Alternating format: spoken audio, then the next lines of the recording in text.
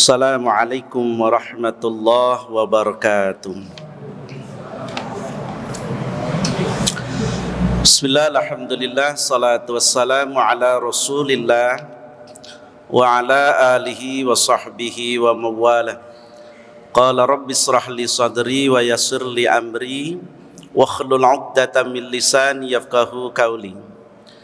Faqala ta'ala aidan Ya ayyuhalladzina amanu kutiba alaikumus siyam kama kutiba alal ladzina min qablikum la'allakum tattaqun.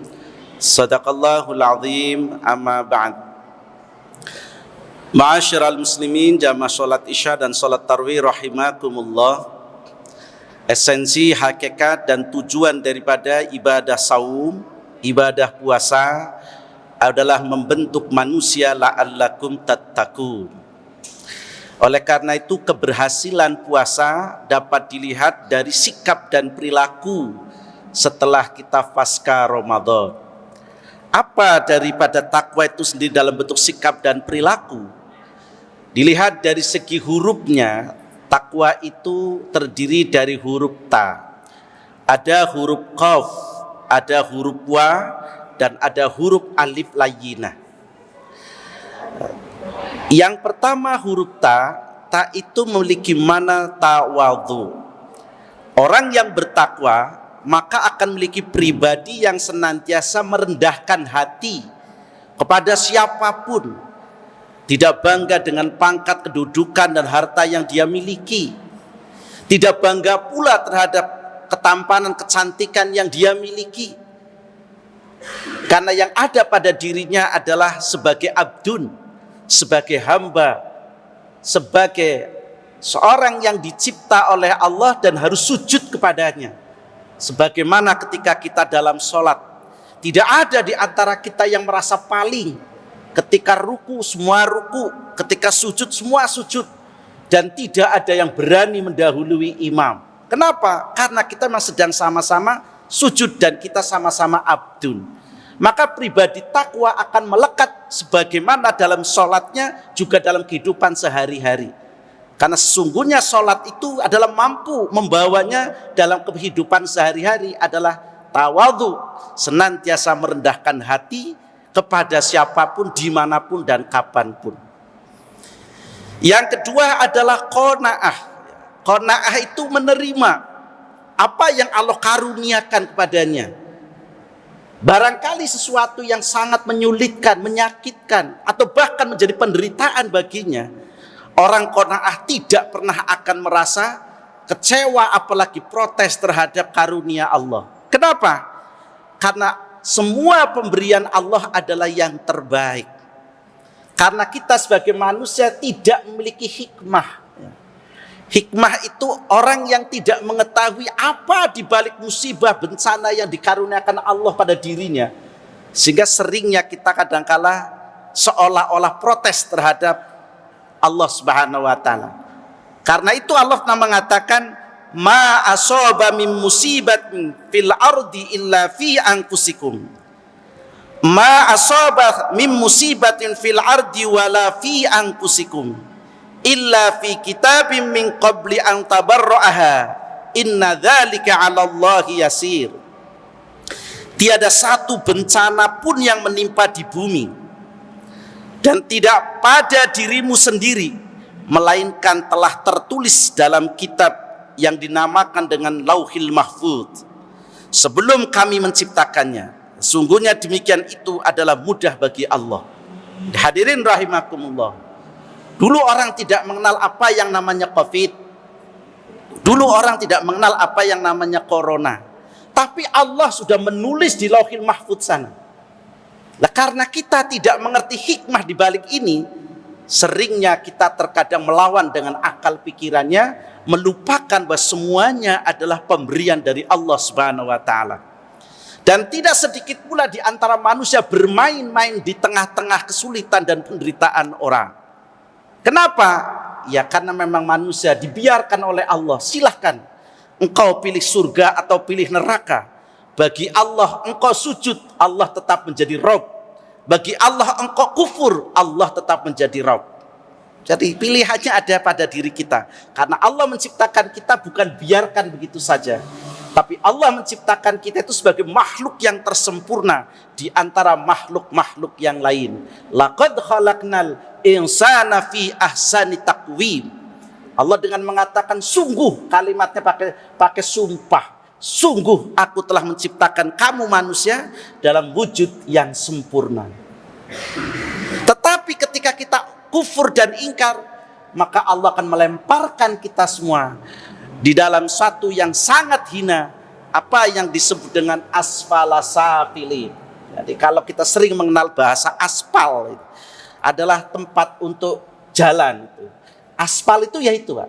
Jadi orang yang hina, orang yang kufur kepada Allah, maka seperti aspal yang diinjak-injak dan dihinakan. Mungkin di dunia masih merasa hebat, tapi pasti akan berjumpa dengan Allah kelak di akhiratnya. Itulah pentingnya bahwa ketika ada satu musibah, semua datang dari Allah. Di dalam surat yang lain At-Taghabun, Allah mengatakan pula, a'udzubillahi minasyaitonir rajim. Ma asaba min musibatin illa biidznillah. Wa may yu'min billahi yahdi qalbah. Wallahu bikulli syai'in alim. Tiada satu musibah pun yang menimpa seseorang kecuali dengan izin Allah. Dan barang siapa yang beriman kepada Allah, niscaya dia akan memberi petunjuk kepada hatinya, dan Allah Maha mengetahui segala sesuatu. Jamaah salat tarawih rahimakumullah, ada satu kisah yang barangkali mudah untuk kita ambil pelajaran. Seorang pedagang tahu, seorang ibu-ibu pedagang tahu, dia ahli ibadah, rajin qiyamul lail, dan tidak pernah meninggalkan sholatnya untuk senantiasa berjamaah di masjidnya. Tetapi sekali lagi, ketika kita semakin taat dan tunduk kepada Allah, maka Allah justru akan semakin menguji kita. Maka di dalam surat Al-Ankabut ayat 3, jangan kau merasa dirinya beriman sementara aku belum mengujimu. Jadi semakin kita beriman, semakin kita taat tunduk kepada Allah, maka justru Allah akan semakin menguji kita sejauh mana tingkat keimanannya. Begitu juga seorang ibu-ibu nih, penjual tahu, malamnya dia tahajud, lalu merapikan barang dagangannya untuk besok pagi dia bawa ke pasar.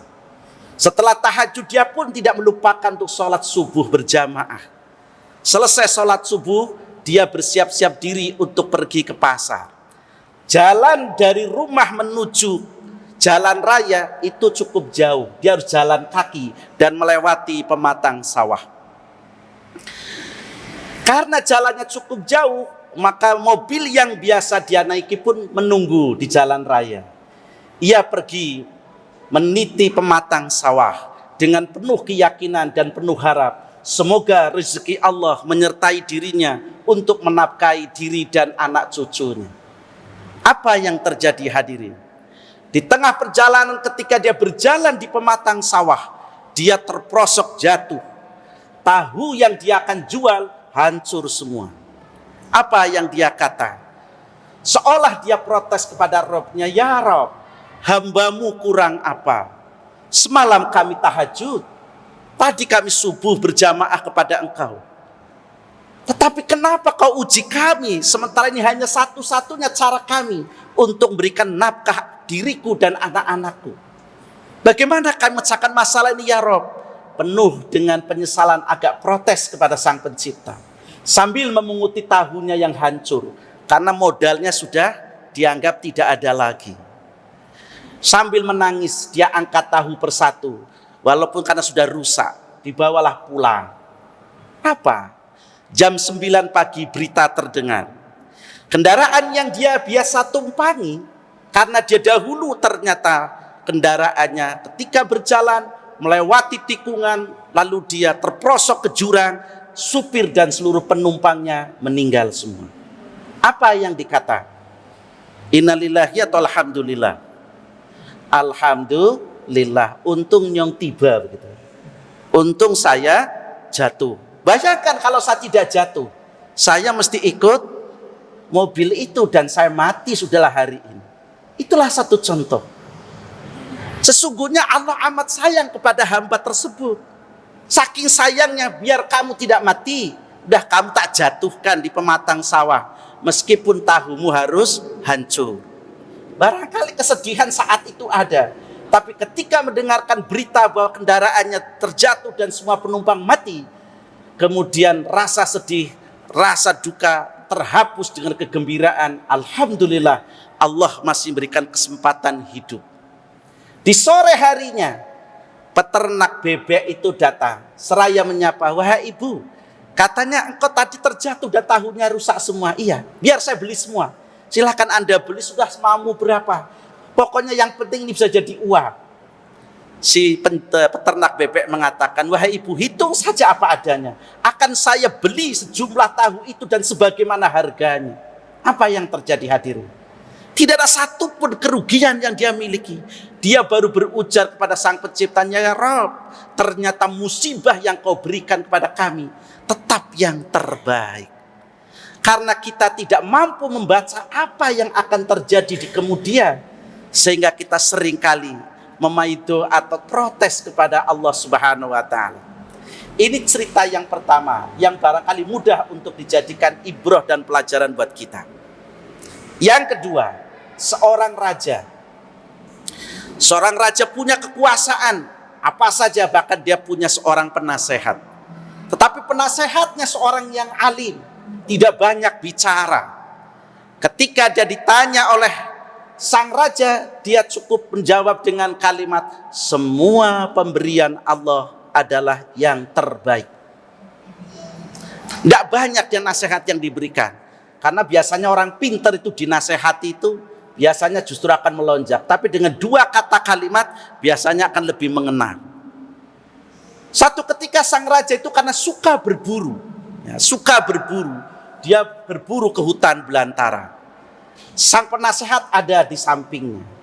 Pada saat dia mau memanah, ternyata salah satu di antara hewan yang mau dipanah menerjang dirinya sampai putuslah salah satu jarinya. Sang raja bertanya kepada penasehatnya, "Wahai, bagaimana penasehatku?" Penasehat mengatakan, "Ya sang raja, keputusan Allah adalah yang terbaik."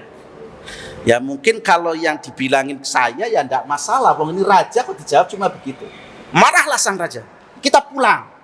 Sampai di istana, apa kata? "Kamu sekarang saya penjarakan." Penasehatnya dipenjarakan. Karena apa? Tidak bisa memberikan jawaban yang menyenangkan dan menggembirakan. Setelah 1 bulan dia sembuh, karena kebiasaan dia hobinya adalah berburu, maka bulan berikutnya ia pun berburu. Kali ini tanpa dengan penasehat. Tanpa dengan penasehat. Berangkatlah dia menuju hutan belantara. Ketika sampai di daerah pedalaman, ternyata dia tertangkap oleh suku pedalaman. Yang suku pedalaman itu memiliki kepercayaan dan tradisi, setiap orang asing datang dan tertangkap maka harus dibakar sebagai sembahan kepada keyakinan dirinya, Tuhan yang dia yakini. Tertangkaplah sang raja, semalaman dia tidak bisa tidur, tidak ada penasehat. Pokoknya dirinya sudah pasrah bahwa dirinya besok akan dibakar hidup-hidup. Pagi datang, semua para suku membawa ranting-ranting yang kering, lalu ditumpuklah ranting kering itu. Sebelum dinyalakan api, panggil orang asing itu dan periksalah dia. Jika ada yang cacat, maka tidak sah untuk sembahan. Nah, api sudah siap dinyalakan, ternyata setelah diperiksa sang raja ketahuan salah satu jarinya putus. Maka dilaporkan, "Wahai Tuan, tidak bisa memenuhi syarat untuk dijadikan sebagai tumbal." Kenapa? Salah satu jarinya putus. Kalau begitu dilepas. Dilepaslah sang raja begitu saja, tidak jadi dibakar. Pulanglah sang raja dengan penuh kegembiraan, tidak jadi mati. Lalu dia berkata, "Wahai penasehatku, keluarkan dia." Penasehatnya dikeluarkan. Dan dia ceritakan peristiwa yang ada pada dirinya. Sambil dia berkata, "Bagaimana menurut pendapatku, wahai penasehatku?" "Wahai sang raja, itulah bahwa keputusan Allah adalah yang terbaik." Sang raja balik bertanya kepada penasehatnya, Kalau keputusan Allah yang terbaik, kenapa kamu di penjara?